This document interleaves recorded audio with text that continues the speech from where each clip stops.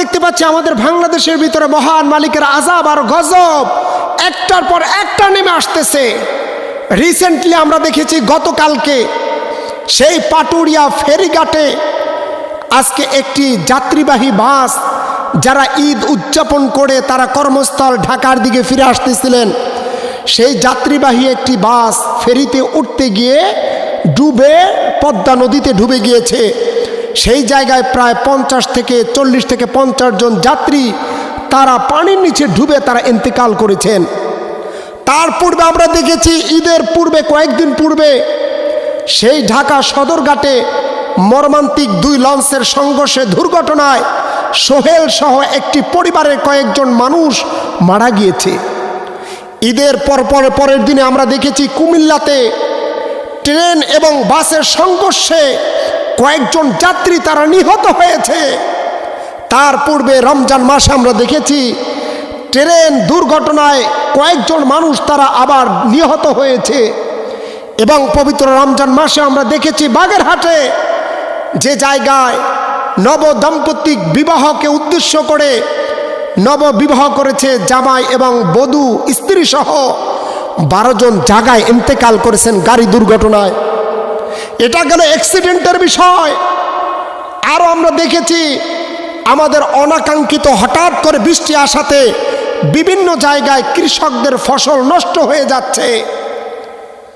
এই অনাকাঙ্ক্ষিত বৃষ্টির কারণে আমি মাহফিলের প্রোগ্রামে গিয়েছিলাম, সেই রংপুরে কাছাকাছি সেই জায়গার ভিতরে সব কৃষকরা ডেকে বলেছেন, ইমাম সাহেব হুজুর আজ আমাদের ফসল আলুর দামটা কিছুটা বৃদ্ধি পাবে, এই জন্য মাঠে রেখেছিলাম মাটির নিচেই, কিন্তু হঠাৎ বৃষ্টি এসে আমাদের সব ফলন নষ্ট করে ফেলেছে। আমরা তো মনে করেছি এই কৃষকদের মাথায় বাড়ি হয়েছে, ক্ষতি কৃষকদের হয়েছে, নয়, এটা মূলত আমাদের বাংলাদেশের সকল মানুষের ফসলের ক্ষতি, মানে সকল মানুষের ক্ষতি। কারণ হলো যখন কৃষকের ফলন আসবে না তখন সব আসবাবের মূল্য বৃদ্ধি পাবে, এটাই স্বাভাবিক।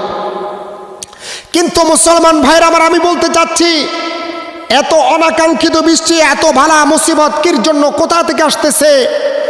এর পিছনে আল্লাহ রাব্বুল আলামিন তিনি কোরআনে কারিমের ভিতরে বলেন এবং রাসূল আরবি সাল্লাল্লাহু আলাইহি ওয়াসাল্লাম হাদিসে বলেছেন যে যখন বান্দারা গুনাহ করবে, গুনার কারণে আমি আল্লাহ রাব্বুল আলামিন তাদের উপরে একটার পর একটা বিপদ আমি তাদের উপরে দিতে থাকব। মুসলমান ভাইরা আমার, আল্লাহ রাব্বুল আলামিন তার পবিত্র কোরআনে কারিমের 11 নম্বর পৃষ্ঠা, 11 নম্বর পারা 7 নম্বর পৃষ্ঠার সূরাতুর রুমের 41 নম্বর আয়াতের ভিতর আল্লাহ রাব্বুল আলামিন বলেন, যাহারাল ফাসাদু ফিল বাররি ওয়াল বাহরি বিমা কাসাবাত আইদিন নাস। আল্লাহ রাব্বুল আলামিন ডেকে বলেন, বান্দারা জলে এবং স্থলে যত বালা মুসিবত আসবে আমি আল্লাহ রাব্বুল আলামিন তোমাদেরকে দিব। এই সব কিছু তোমাদের হাতের কামাই হয়ে দাঁড়াবে। বান্দা যত বিপদ বালা মুসিবত আসবে আল্লাহ রাব্বুল আলামিন এই সূরা রুমের আয়াতের ভিতরে বলেন, বান্দারে সব কিছু তোমাদের হাতের কামাই। মানুষ বাংলাদেশের ভিতরে এত কেন হত্যা হচ্ছে, গুম হচ্ছে, মারামারি কেন, রাহাজানি? আজ ফেসবুক আর ইন্টারনেট খোলার সাথে সাথে আমরা দেখতে পাই, পেপার আর পত্রিকার ভিতরে আমরা খবরের নিউজ করলেই দেখতে পাই অমুক জায়গায় ভাই ভাইকে হত্যাকাণ্ড গড়িয়েছে, জমির রেশ ধরে আপন ভাইকে হত্যা করেছে, মা বাবাকে সন্তান হত্যা করেছে। ছোট ছোট বিষয় নিয়ে মানুষ একজন আরেকজনকে হত্যা করতে একটা সময় দ্বিধাবোধ করে না। এই সব কিছুর বিষয় হল আল্লাহ রাব্বুল আলামিন তার পবিত্র কোরআনে কারিমের ভিতরে বলেন, বান্দারে তোমাদের ভিতরে দুনিয়ার ভিতরে যত বালা মুসিবত আসবে সব কিছু বান্দারে আমি আল্লাহ রাব্বুল আলামিন ওয়াদা দিলাম, তোমাদের হাতের কামাই বান্দা যখন গুনার সংখ্যা বেড়ে যাবে আল্লাহ রাব্বুল আলামিন তখন বালা মুসিবত মুমিন বান্দা মানদের উপরে, মানুষদের উপরে দুনিয়ার জমিনে এমনভাবে নিক্ষেপ করবেন। পয়গম্বর আরবি হাদিস শরীফের ভিতরে বলেন, বান্দারে একটা তসবির দানা যদি ছিঁড়ে যায়, যেভাবে তসবির দানা একটার পর আরেকটা পড়তে শুরু করে দেয়, বান্দা যখন গুনাহ করবে, আল্লাহর পথ থেকে ফিরে যাবে, তখন ওই বান্দার উপরে এমনভাবে বালা মুসিবত একটার পরে একটা চলে আসতে থাকবে। এই জন্য আজ আমরা দেখতে পাচ্ছি বাংলাদেশের এক রেশ কাটাতে কাটাতে আরেকটা চলে আসে, একটার পর আরেকটা বিপদ যেন আমাদের পিছর ছাড়তেছে না। হাদি হত্যার বিচার হতে না হতেই আরেকজন গুম হয়ে যায়, হত্যা হয়ে যায়। স্বৈরাচারের সময় আমরা দেখেছিলাম আলেমদের উপরে জুলুম আর নির্যাতন হয়েছিল। আজ বাংলার জমিনেও কেন এত শান্তি শৃঙ্খলা থেকে আমরা দূরে চলে যাচ্ছি? এর পিছনে এক নাম্বার কারণ হলো বাংলার জমিনের ভিতর আল্লাহর কোরআনের আইন চালু করা হয় না। আল্লাহ রাব্বুল আলামিন ডেকে বলেন, বান্দারে তোমাদের উপরে আমি আল্লাহ রাব্বুল আলামিনের রহমত তখন অবতীর্ণ করব বান্দা, যখন বান্দা তোমরা আমি আল্লাহর দ্বীনের পথে চলে আসবা। মক্কা আর মদিনার দিকে তাকায়া দেখো, যে জায়গার ভিতরে মরুভূমি ছিল, যে জায়গার ভিতরে আল্লাহ রাব্বুল আলামিন ওই জায়গাটাকে বাক্কু বলা হতো, বাক্কা শহর বলা হতো, যে জায়গার ভিতরে পশু পাখিও থাকতো না, কোনো ফল ফলাদি তো দূরের কথা একটা ঘাসও জন্মাইতো না। মরুভূমির ভিতরে আল্লাহ রাব্বুল আলামিন আপনার আমার পয়গম্বর জনাবে মুহাম্মদ রাসূলুল্লাহ সাল্লাল্লাহু আলাইহি ওয়াসাল্লামকে পাঠানোর পরে তার দাওয়াত পেয়ে যখন মক্কার মদিনার মানুষগুলো আল্লাহ ওয়ালা হয়ে যায়, আল্লাহ রাব্বুল আলামিন তাদের উপরে এত নিয়ামত দিয়েছেন, খনিজ পদার্থ তাদের উপরে উত্তোলন করে দিয়েছে, স্বর্ণগুলা দুনিয়ার জমিনে বের করে দিয়েছে। আল্লাহ রাব্বুল আলামিন তাদের এত কিছুই দিয়েছে, ওই মক্কার ভিতরে আনসিজন ওই ফলগুলো এতটা পাওয়া যায় যে ফলগুলা বাংলার জমিন কেন সারা বিশ্বের বুকে কোনো মানুষ চোখেও দেখে না। আল্লাহ রাব্বুল আলামিন এত ফলন তাদেরকে দিয়েছে, বাংলার জমিনে ফল হবে, এই ফল আপনি বাংলার জমিনে বসে খেতে পারবেন না, কিন্তু মক্কার ভিতরে যাইবেন সেই জায়গার ভিতরে সব পেয়ে যাবেন। মক্কার মানুষগুলো তাদের খাবারের ধরন হলো একসাথে যে খাবারগুলোকে তারা ফেলে দেয়, সেই খাবারগুলো আমরা বাংলার জমিনের মানুষগুলো তারা চোখেও দেখি না। এত কিছু আল্লাহ কেন দিলেন? সব কিছুর পিছনে মহান মালিক আল্লাহ বলতেছেন, বান্দারে তোমরা যদি আমি মালিকের হুকুম পালন করো ঠিক মতন, আমি আল্লাহ ওয়াদা দিলাম তোমাদের উপরে আসমান থেকে আমি রহমতের বৃষ্টি দিয়ে তোমাদের ফলন বৃদ্ধি করে দেব। সুবহানাল্লাহি ওয়া বিহামদিহি।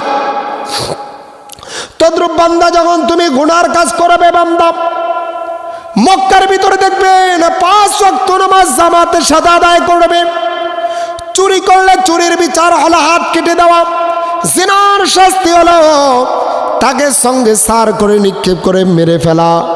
এই জন্য মক্কা আর মদিনার দিকে, আরব কান্ট্রির দিকে তাকান, ওই জায়গার ভিতরে মানুষগুলাকে তাকায় দেখবেন নামাজের সময় হয়ে গেল, দোকানদার দোকান খোলা রেখে তারা চলে যাচ্ছে। স্বর্ণের দোকানদার স্বর্ণের দোকানও খোলা রেখে, জুয়েলারি খোলা রেখে তারা নামাজে চলে যাচ্ছে, কিন্তু কেউ তার সম্পত্তি ধরে না, কেউ তার চুরি করে না। কিন্তু আমার বাংলার জমিনের ভিতরে কোনো কিছু রাখা তো দূরের কথা, মসজিদের ভিতরেও চোর চুরি করে, ঠিক কিনা বলেন? আজ কেন হচ্ছে? এগুলার পিছনে এক নাম্বার কারণ হলো আমরা গুনাহ করতেছি। এই জন্য বাংলার নবনির্বাচিত প্রধানমন্ত্রী আমি আপনাদেরকে জানাতে চাই, আপনি ওয়াদা দিয়েছিলেন বাংলার জমিনকে কোরআন সুন্নাহ অনুযায়ী চালাবেন। আপনি বাংলার জমিনের মানুষের ঘরে ঘরে আপনি কত কিছুই দেবেন, ত্রাণ দেবেন, ফ্যামিলি কার্ড দেবেন, এটা দেবেন ওটা দেবেন, সব কিছু ওয়াদা দিয়েছেন। কিন্তু আপনি যদি বাংলার জমিনে কোরআন ও সুন্নাহর আইন বাস্তবায়ন, আপনি যদি আল্লাহর বিধানকে প্রতিষ্ঠিত করেন, নামাজকে যদি বাধ্যতামূলক করেন, কোরআন ও হাদিসের বিধান অনুযায়ী যদি আপনি রাষ্ট্রকে পরিচালনা করেন, মনে রাখবেন আপনাকে আল্লাহ রাব্বুল আলামিন আমার বাংলার জমিনের ভিতরে আযাব আর গজব সব কিছু দূর করে দিয়ে এতটা রহমত আর বরকত দিয়ে ভরপুর করে দিবে, যেটা আপনি আর আমি কখনো কল্পনাও করতে পারবো না। আল্লাহ রাব্বুল আলামিন বলেন, বান্দারে তুমি ইবাদত করবা, রিজিকের ফয়সালা আমি আল্লাহ করে দিব। এ বান্দা, তুমি কি মনে করো একটা পশুর দিকে তাকায় দেখো? তোমার বাড়ির পাশে একটা পাখির দিকে তুমি তাকায় দেখো, পাখির দিকে নজর দাও। একটা পাখি তাকায় দেখো, তার কোনো ফ্যামিলির ভিতরে কোনো খাবারের ব্যবস্থা নাই। আগামীকালকে ওই পাখিটা কি খাবার খাবে সেটাও সে জানে না, সংগ্রহ করে কখনোই রাখে নাই। তার বাড়িতে কোনো ফ্রিজ নাই, ব্যাগ নাই, অ্যাকাউন্ট নাই, কিন্তু পাখিগুলা সকালবেলা খালি পেটে চলে যায়। আল্লাহ রাব্বুল আলামিন সন্ধ্যাবেলা এই পাখিগুলোকে ভরপুর পেটের ভিতরে খাবার দিয়া তিনি তার বাসার ভিতরে ফিরাই দেবেন না। সুবহানাল্লাহ। এইগুলো আল্লাহ রাব্বুল আলামিন কেন দিলেন বান্দারে? পাখিগুলো সকালবেলা আমরা দেখি কিচিরমিচির আওয়াজ করে, না না না, মূলত এই পাখিগুলো সকালবেলা মহান মালিকের নামের, আল্লাহর নামের তাসবিহগুল আদায় করতে থাকে।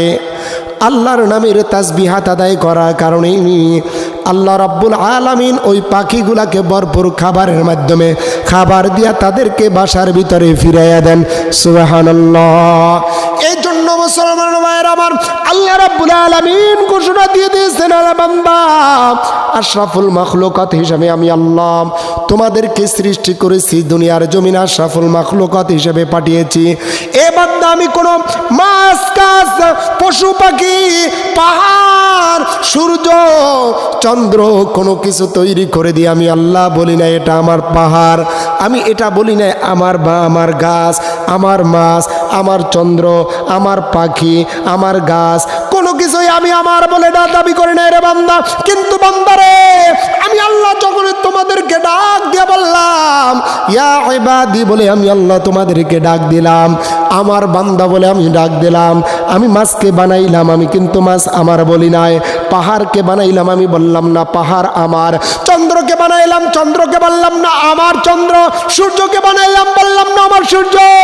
কিন্তু বান্দারে, আমি আল্লাহ রাব্বুল আলামিন তোমাদেরকে সৃষ্টি করে, আমি বান্দাদেরকে, মানুষদেরকে সৃষ্টি করে বলে দিয়েছি আমার বান্দা বলে আমি ডাক দিয়েছি। কারণ আমি আশরাফুল মাখলুকাতকে আমি আল্লাহর নেতার, আমি আল্লাহ তার আমার কুদরতে হাত দিয়া সৃষ্টি করেছি। সুবহানাল্লাহ। আমি আল্লাহ রাব্বুল আলামিন আবার বলে দেই, বান্দা, তোমাকে দুনিয়ার জমিনে পাঠানোর পূর্বে, তোমাকে দুনিয়াতে পাঠানোর 500 বছর আগে আমি আল্লাহ তোমাদের রিজিককে পাঠিয়ে দিয়েছি। আমি যদি একটা পিপিলিকাকে খাবার দিতে পারি, সমুদ্রের বিস্তরেতে তিমি মাছগুলো রয়েছে বড় আটলান্টিক মহাসাগরের ভিতরে তাকায় দেখেন, এক একটা মাছ মনকে মন তারা চিংড়ি মাছ খায়। আপনি আর আমি তো চিংড়ি মাছ এর দামি মাছ, এটা তো এখন আর কেনাও যায় না, ধরাও যায় না, ঠিক কিনা বলেন? এটা এখন আর ধরা যায় না, দামি মাছ। এক কেজির দাম 15 থেকে 1800 টাকা দিয়ে ক্রয় করতে হয়, তাও ফরমালিন। অথচ এক একটা তিমি মাছ তারা মনকে মন এমনভাবে মাছগুলো তারা খাবার খাইতেছেন। আল্লাহ রাব্বুল আলামিন তাদেরকে রিজিকের ব্যবস্থা করেন। আরে ওই জঙ্গলের দিকে তাকায় দেখো, বাঘগুলো, হিংস্র প্রাণীগুলো 1 কেজি গরু গোস্ত মাসকে মাস চলে যায়, আপনি আর আমি খাইতে পারে না। কিন্তু আল্লাহ রাব্বুল আলামিন এই পাখিগুলাকে, বনের হিংস্র প্রাণীগুলাকে আল্লাহ রাব্বুল আলামিন তাদেরকে মনকে মন তাজা তাজা গরুর গোস্ত, পশুর গোস্তগুলাকে খাওয়াইয়া বাঁচাইতেছে।